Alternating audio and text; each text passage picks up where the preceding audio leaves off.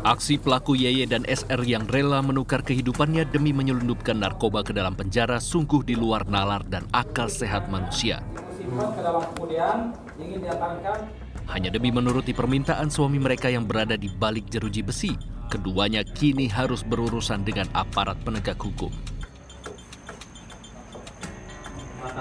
Meski begitu, tindakan yang dilakukan YY dan SR ternyata bukanlah hal yang baru. Salah satu modus penyelundupan narkoba ke dalam lapas adalah melalui makanan, yang biasa dibawa para pengunjung tahanan. Satu bungkusan plastik berisi puluhan butir bakso ini dibongkar oleh petugas sipir. Setelah satu persatu bakso dibongkar, petugas menemukan 10 paket sabu ukuran kecil yang terbungkus rapi dengan berat total 4,3 gram. Bakso berisi sabu ini dibawa oleh seorang wanita berinisial ND yang mengaku makanan tersebut dibawa untuk kakaknya YA yang berada di dalam lapas kelas 2B, Tulung Agung, Jawa Timur. Kecurigaan bermula saat petugas membongkar paket makanan yang dibawa pelaku di ruang pemeriksaan. Petugas curiga lantaran bakso yang dibawa oleh pelaku berbentuk lonjong dan mempunyai tekstur yang lebih lembut dari bakso pada umumnya.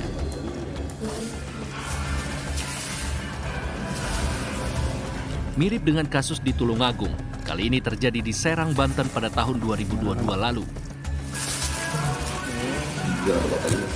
Pengunjung lapas kelas 2A berinisial AB ini tertunduk lesu lantaran jagung rebus yang rencananya ia bawakan untuk temannya di lapas harus dibongkar petugas. Bukan tanpa alasan, petugas curiga lantaran jagung rebus tersebut memiliki lubang kecil di bagian tengah bonggolnya. Benar saja, setelah dibongkar petugas mendapati 2 paket sabu berukuran kecil yang dimasukkan pelaku ke dalam bonggol jagung.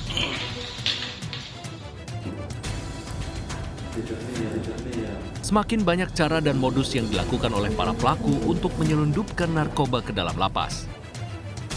Demi menuruti permintaan orang yang ada di dalam tahanan, mereka seolah menutup mata akan konsekuensi hukum yang akan mereka terima jika terbongkar.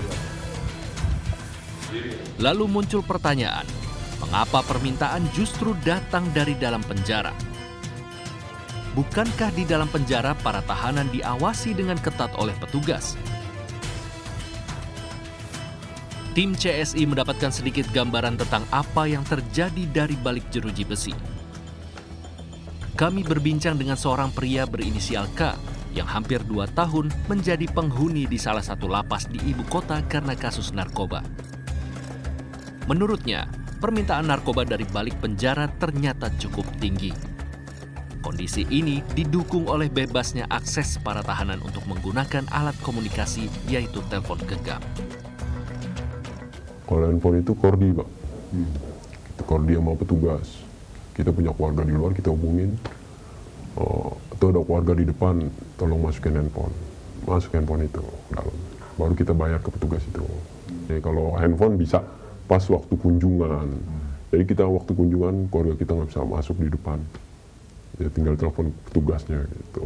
Lu keluarga gue nggak bisa masuk di depan, karena bawa handphone, mati dalam. Lu udah diambil sama petugas itu. Nanti pas waktunya pengen apel, baru dianterin.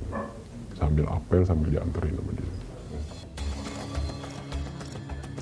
Adanya alat komunikasi memungkinkan para narapidana untuk memesan narkoba melalui keluarga atau teman terdekatnya untuk selanjutnya dikonsumsi dan diperjualbelikan di dalam penjara.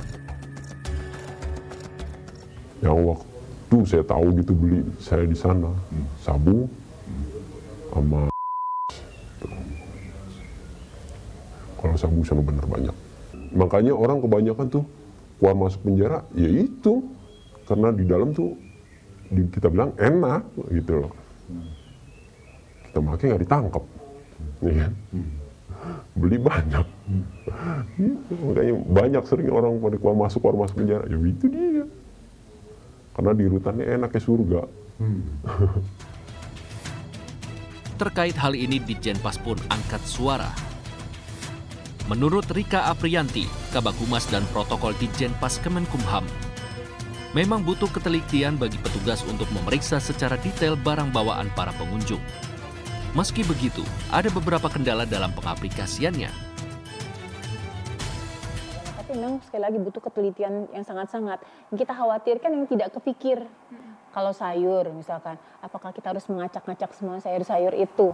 Ya kan, memang yang kita butuhkan adalah memang alat yang bisa mendeteksi tanpa harus mengacak-ngacak tuh makanan, entah itu nasi bungkus, bahkan maaf ya, bahkan diletakkan di tempat yang memang tidak bisa kita geledah, misalkan dalam bagian tubuh perempuan itu, memang itu menjadi tantangan banget sih. Kayak contoh di makanan-makanan tadi saya sampaikan. Di modus-modusnya. Betul, kebayang nggak sih ada di dalam salak atau dalam cabai? Rika menambahkan, salah satu faktor utama dari masih adanya upaya penyelundupan narkoba ke dalam lapas ialah karena tak sebandingnya jumlah personil jika dibandingkan dengan jumlah tahanan. Hal ini menjadi riskan karena minimnya pengawasan baik terhadap napi maupun terhadap petugas jaga itu sendiri. Presentasi tertinggi warga binaan kami adalah kasus narkoba. Ya, apalagi di beberapa lapas ini memang kayaknya klasik ya. Over kapasitasnya sampai dengan 800 itu di bagian si api-api. Itu juga sama, kasus tertinggi itu narkoba.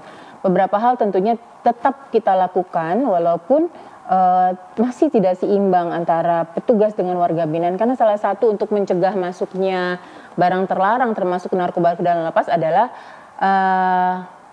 kualitas dan kuantitas dari petugas itu sendiri.